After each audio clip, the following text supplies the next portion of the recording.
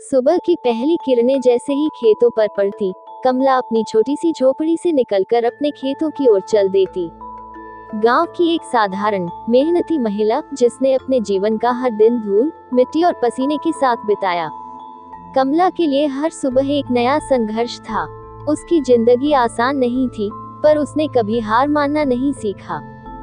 उसके पति का देहांत कई साल पहले ही हो गया था और तब से कमला ने अपने बच्चों के लिए हर मुश्किल को अपने कंधों पर उठा लिया था।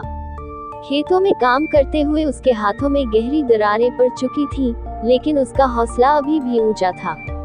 गांव में जमीन और मेहनत की कद्र कम थी और इस कारण गांव के बड़े जमींदार अक्सर गरीब किसानों का शोषण करते थे। कमला को भी इसी का सामना करना पड़ा। एक दिन की बात है, जब कमला अपने खेत में काम कर रही थी, अचानक गांव के जमींदार के आदमी आए और उसे धमकाने लगे। उनका कहना था कि यह जमीन जमींदार की है और उसे तुरंत छोड़ देनी चाहिए। कमला ने विरोध किया। उसने बताया कि यह जमीन उसके पति की थी, जो उसे मेहनत से कमाई गई थी। लेकिन वो लोग उसे समझने के बजाय धमकी देने लगे। कमला के पास कोई और विकल्प नहीं था। वह गांव के बुजुर्गों और पंचों के पास गई। उसने अपनी सारी बात रखी और न्याय की गुहार लगाई। गांव के लोग उसके साहस को देखकर हैरान थे। कई महिलाएं ऐसी परिस्थिति में चुप रह जाती, लेकिन कमला ने अपनी आवाज उठाई। पंचायत ने जमींदार से जवाब मांगने का निर्णय लिया। पंचायत के दिन जमींदार को बुलाया गया और दोनों पक्षों की बात सुनी गई। जमींदार ने पुरानी दस्तावेजों का सहारा लिया और जमीन पर अपना दावा ठोक दिया। कमला ने अपनी बात रखी, लेकिन उसके पास कोई ठोस प्रमाण नहीं था। ये स्थिति देखकर पंचायत ने भी अनिर्णय की स्थिति में खुद को पाया। पंचायत से न्याय न मिलने के बाद कमला ने गांव के बाहर जाकर अपने हक के लिए कानूनी लड़ाई लड़ने का निर्णय लिया। गांव की कई औरतों ने उसका साथ दिया और धीरे धीरे उसका संघर्ष गांव में एक मिसाल बन गया। कमला ने सरकारी कार्यालयों के चक्कर काटे, कई बार ठुकराई गई, लेकिन उसने हार नहीं मानी। उसने हर मुसीबत का सामना किया, अपने बच्चों की भविष्य के लिए। कई महीनों के बाद उसकी मेहनत रंग लाई।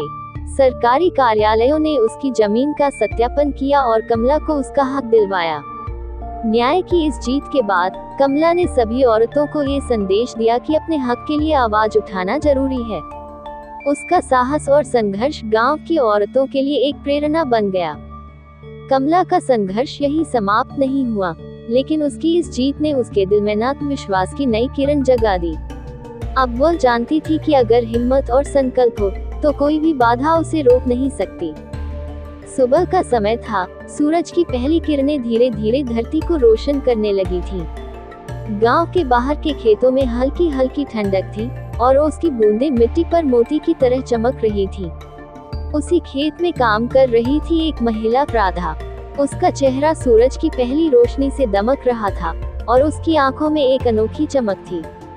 वह खेत में गेहूं की कटाई कर रही थी, हाथ में दरांती और कंधे पर छोटी सी गठरी।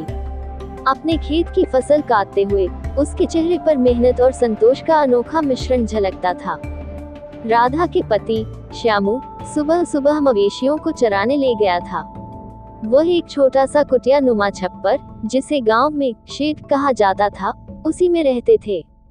वह खेत के किनारे बना हुआ था ताकि जब काम करते करते थक जाएं, तो थोड़ा आराम कर सकें। इस शेड में मिट्टी के दिए, कुछ बर्तन और एक छोटी सी चटाई रखी थी, जहां राधा और श्यामू अपना दिन का थोड़ा बहुत आराम पा सकते थे। राधा ने जब शेड की ओर नजर डाली, तो उसे याद आया कि आज श्यामू के साथ दोपहर में खाना खाने का वादा किया था। वह थकी हुई थी, पर फिर भी अपने काम में मग्न थी। उसके हाथों की मेहनत से और दिल में बसे अपने खेत के प्रति सच्ची लगन से उसने इस छोटे से खेत को बहुत सहेजा था।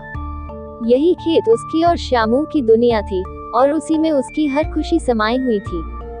शाम ढलते ढलते श्यामू वापस आया। उसने देखा राधा अब भी खेत में काम कर रही है, पसीने से तरबतर, पर चेहरे पर एक अजीब सी मुस्कान। उसने शेड के पास जाकर 2 चाय के प्याले बनाए और राधा को आवाज दी, राधा, आज आप थोड़ा आराम कर ले। राधा ने उसे देखा और उसकी मुस्कान का जवाब अपनी मुस्कान से दिया। दोनों ने एक साथ चाय पी और बातों में समय बीतता गया। राधा ने उस शेड में बैठे हुए श्यामू से अपने मन की बातें साझा की और उसे बताया कि कैसे वह अपनी मेहनत से इस खेत को और बेहतर बनाना चाहती है। श्यामू ने उसकी हर बात को ध्यान से सुना और उसके सपनों में अपना सहयोग देने का वादा किया। शाम की सुनहरी रोशनी में खेत और शेड की यह छोटी सी कहानी दोनों के संघर्ष, मेहनत और प्यार की गवाह बनी। राधा और श्यामू ने एक दूसरे के सहारे और विश्वास से उस दिन का समापन किया, अपने सपनों की फसल को सहेजते हुए।